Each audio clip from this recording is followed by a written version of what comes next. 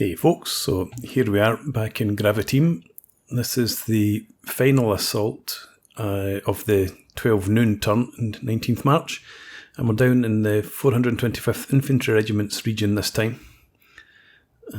No idea what's attacking us, but there didn't seem to be any Russian armoured down here, so hopefully once again it will be just an infantry attack. So let's just jump right in. Okay, so let's check out the map.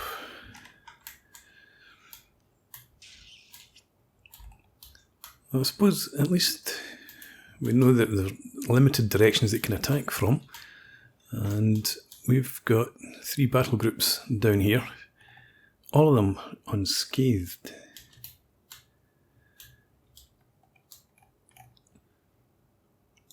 Okay, so can't take that. Soviets can take all 3 of the squares.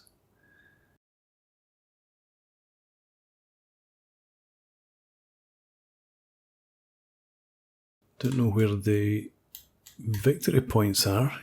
Can't really see anything here. But I'm going to go ahead, set up off camera, and then bring you guys back when we're ready to begin.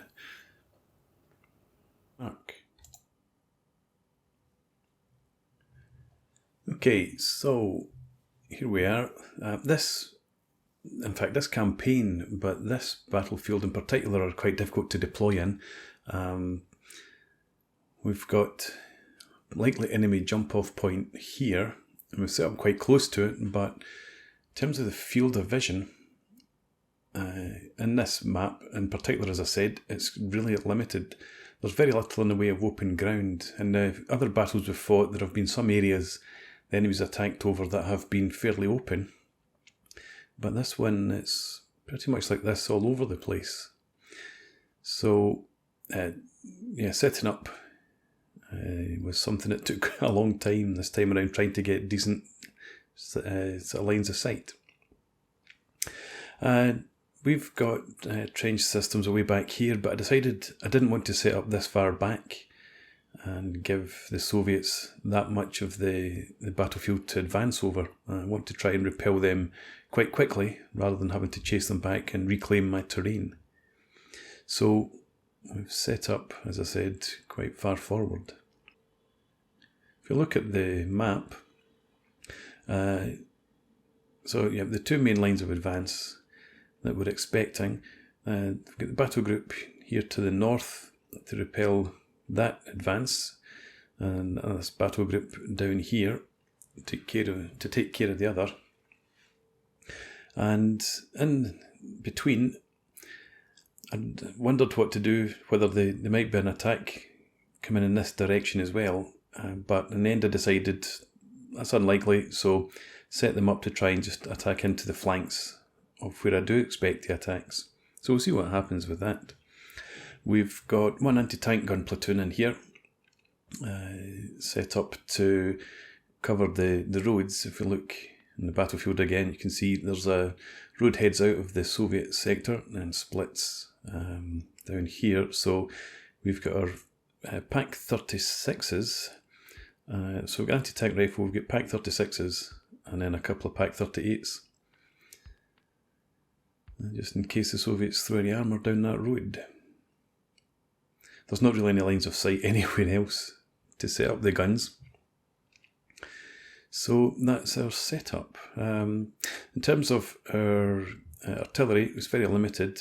We've only got the 1 artillery battery that we can call on. It's 6 80mm mortars.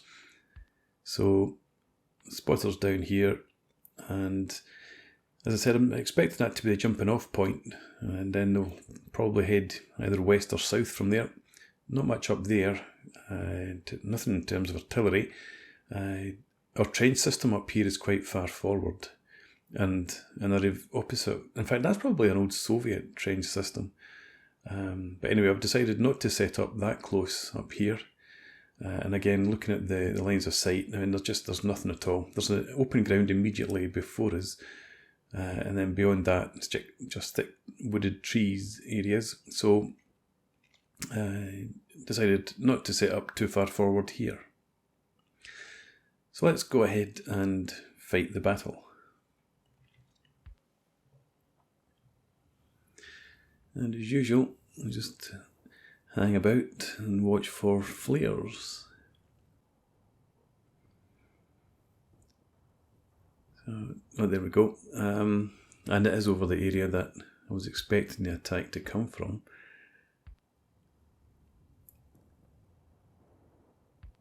Doesn't seem to be anything else though. Nothing up to the northern area. More flares here.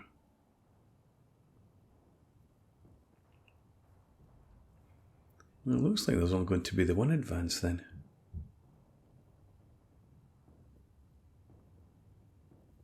Nothing here at all.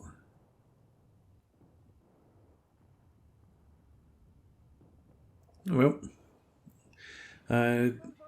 so down in this area, one of our anti-tank gun crews has got a really good view of the mortars. This is our, it's a ranging salvos coming in. It's not an actual attack. And we can see just in the distance there the Soviet positions. There's one bunker, obviously. Soviet artillery's coming in really far behind us, down at the... I hadn't even thought about the small village down here, but that seems to be where the Soviets expect us to have lined up. So I'm quite glad I didn't set up in the train system. But as I said, we're much further forward than that. Hopefully we'll not lose too many casualties to artillery this time around. Still no sign of anything happening up north.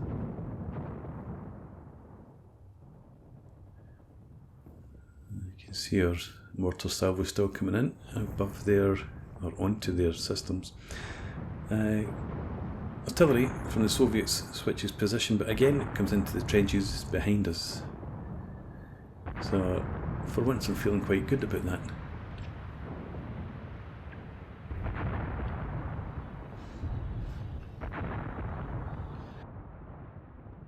So there are more flares popping over here, and our machine guns have opened up, so we've seen somebody. Again, there's not much sign of anybody. There's just one corpse there. You can see a couple of yellow dots indicating detected Soviets further back. There's not great numbers of people, obviously.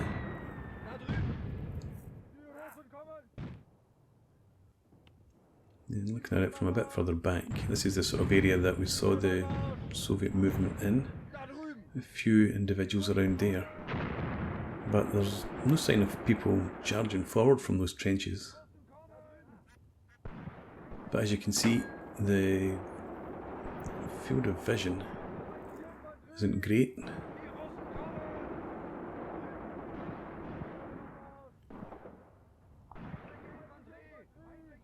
It's almost individual sections might be able to spot enemy that the other sections couldn't see. So trying to get concentrated fire is a bit of a problem. It's even worse from this position. They're individual, and I did try to give our machine gunners better lines of fire or fields of vision, so they should be able to engage at a bit longer range as you would expect. There's a few more people moving around now. So over to the northeast and east is where we've got most of the enemy so far. And I'm going to check out our artillery. So we've got some pre-positioned tasks that we can call in. Take this one and let's go for this spot here. It should be reasonably accurate. Yeah, so 43 seconds and 50 yard scatter. We'll go with that. 10 rounds per tube. And hopefully that will land right in amongst them. So you can see, oh, there's a green flare up to the north now. I was just about to say that the action is already localised, but it seems to be a bit more developing. So the artillery mission is still preparing, but it should come in this area right in front of us here. You can only see 2 or 3 people, and I think that's our artillery landing now. It looks like it. If it's not, then it's definitely on its way in now.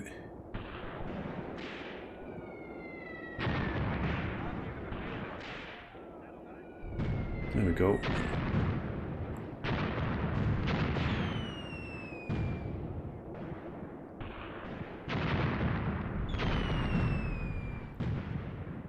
So I don't actually know if there's an attack developing here or not. It's difficult to tell. You only see a handful of people.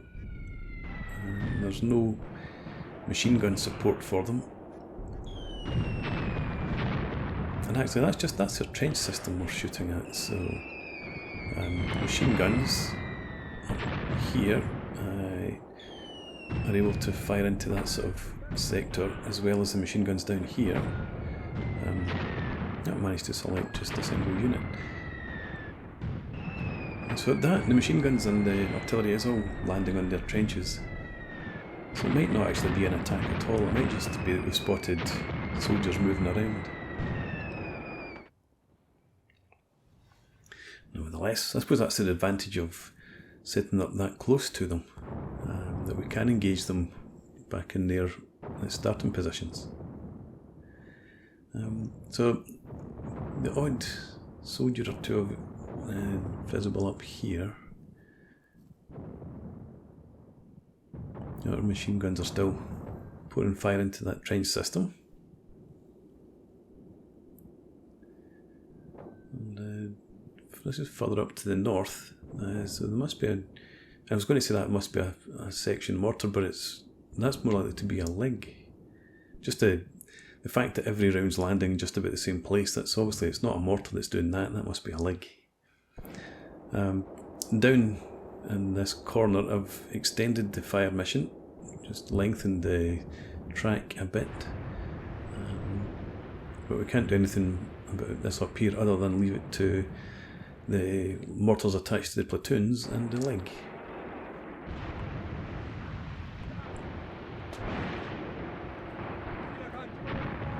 They're engaging the odd target. It's a bit of a waste of ammunition if there's one man and they're shooting off round after round at them. I did have them set to conserve ammo.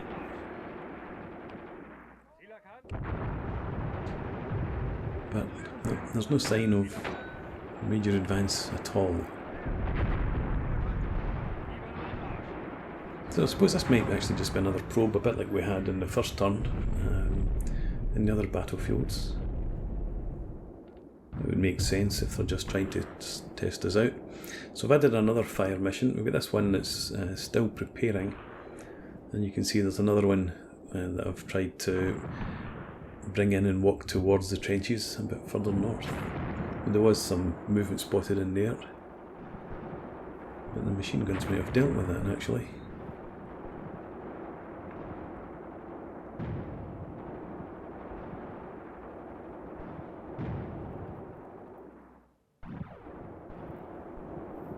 So each battle group, we did add anti-personnel.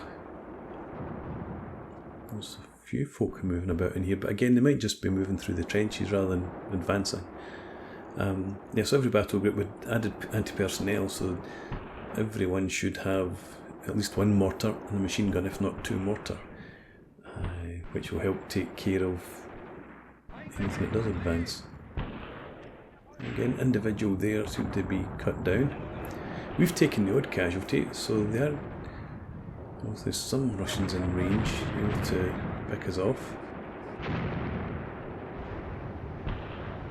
But again, it's mostly our artillery that seems to be doing the damage, and our machine guns. Can't forget machine guns.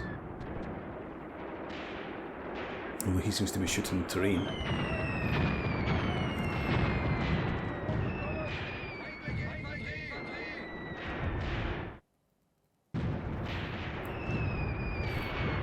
So they see the accuracy is down to a scatter of 10 yards now.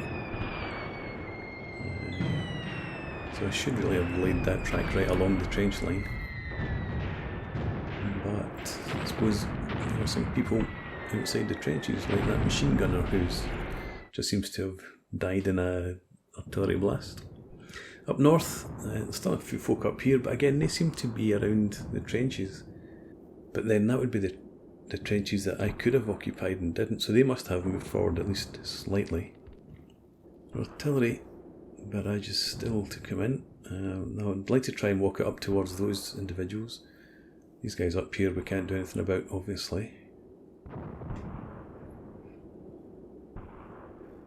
So I'll maybe try extend that track up there. The scatter's up to 110 metres or yards or whatever it is, but that's okay. We'll drop it down to 5 rounds per tube, so that it's 30 in total. And then maybe put it back up to 60 once we get it a bit more accurate. Down here seems to be quieter now. Still 1 or 2 soldiers are visible in there. The artillery's done good work there, I think. There's a few of them there. They seem to be, I don't know if they're actually advancing or if they're just heading for those trenches. I suppose they may have started further back and they're trying to advance. In the sort of centre of the screen you can see there's quite a concentration of guys in there now.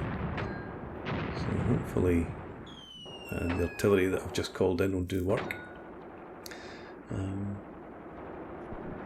There's 3 or 4 of them around there. We saw earlier that the Soviets have offered a ceasefire. I'm not going to take that right now. Casualties on their side have been light, so I want to see if we can do more damage with our mortars. Most of the folk we can see seem to be either down or pulling back.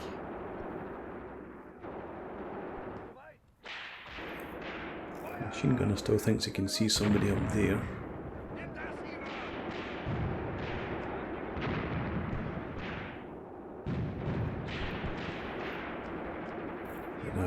Obviously we've spoiled this attack before it begun. The mortars coming in on the enemy's positions. No, again, huge numbers of people visible. So it looks like we caught them before they even managed to gather themselves to launch their attack.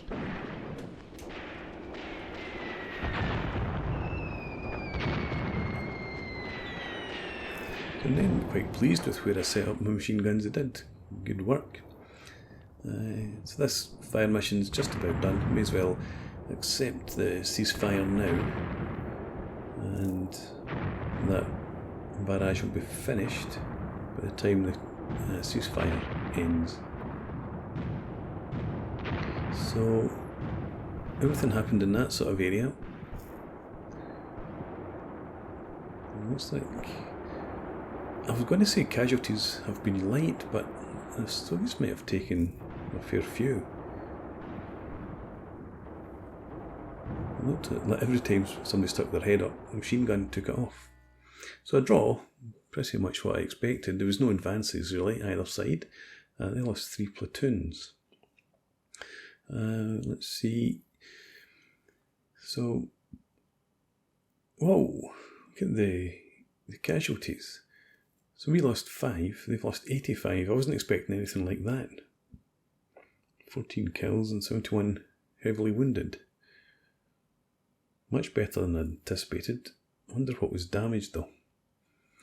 We captured 5.5 soldiers.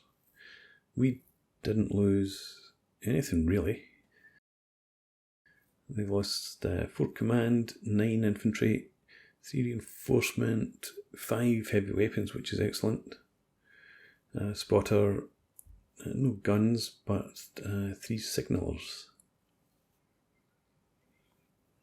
Okay, so happy with that outcome.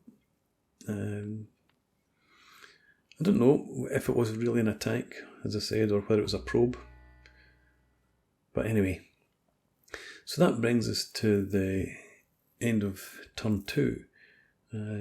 Battle groups here haven't taken any casualties at all really. They're all in good shape. But up here, 10th battle group, and that's really badly damaged. I don't know what we can do to reinforce that. We'll have to check that out. Our STUGs are in position now, and our HQ unit with the Flak 88s are in position both to the west of Lake Gladco. So in terms of the historical background, the 374th Rifle Division advances in the area of Stau Poshinaya, Gora. 35th Infantry Regiment abandoned height 70.4. So I don't think we've abandoned that. We're still to see what the outcome of that previous battle was, but we'll find that out in the next part. I don't know if we can see Hill 70.4. I think that is the one round about Gladco. And there was another one up here, but I don't think that was it. Looking for contour lines of 70. So 70.9. No, is it 70.9 was the hill that I think we lost in that previous battle. Anyway, so we'll see what happens when we hit the next turn marker. But I'm going to put a break in here. So for now, thanks for watching. I hope you've enjoyed this. Please leave me a comment, rate the video, and subscribe to the channel if you enjoy the content. And hope to see you again next time. Cheers.